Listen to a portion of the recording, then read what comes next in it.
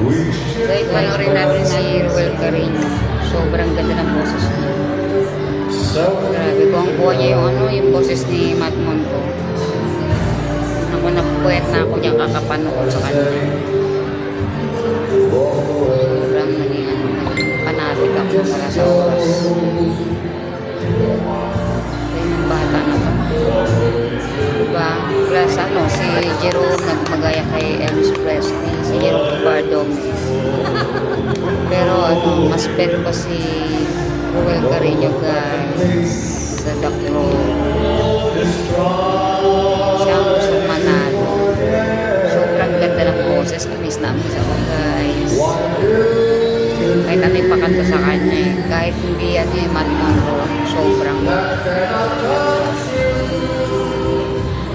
kita ko to sa ibang mga mga kinakanta niya sa mga mall, sa mga event. Sobrang